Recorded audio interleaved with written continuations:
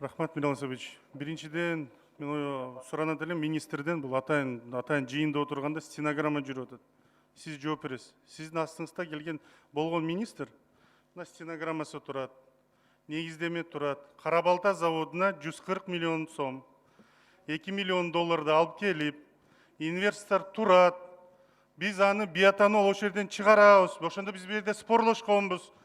Жеке менчик спирт заводдорду иштетиш максатта мамлекеттин жалгыз спирт заводун силер өлтүрүп атсыңар деп.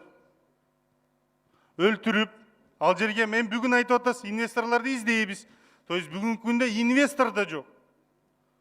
Татарлар жок да сиз айтпадыңызбы, кетип калды деп. Анан бир ишкананы, даяр болуп турган ишкананы мамлекет кайта иштетем деген убагында силер бир лоббини алып келип туруп өлтүрүп атсыңар ал ишкананы. Биотанол иштегенден кийин ал жерден этиловый спирт эч качан чыкпайт, андан кийин билесиз да. Чыкпайт да. Негиздемеде жазып атсыңар. Негиздемеде Кара балта спирт заводу, калган 4 спирт завод турат. Акта эмес, Кара балта спирт заводуна 140 миллион сом алып келебиз деп жазып атсыңар. Инвестор мамлекеттик бюджеттен чыкпайт деп жазып атсыңар. Анан могу жерде мисал катары деп, бул төгүн. Ушул жерге отуруп төгүн айтат. Дайындалып келбейсиздерби? Стенограмманы алып чыкпайсыңарбы? Не деп айтты эле мурунку министр? Өкмөт не деген милдеттемелерди айтты эле деп.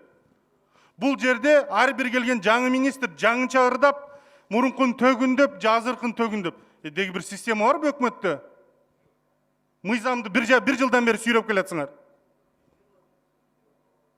Түз эле ошондо айткан болчумун. Алка олигархтардын кызыкчылыгында мамлекеттин жалгыз спирт заводун өлтүрөйүн деп баратсыңар силер. Караңыз материалды, анан жооп бериңиз.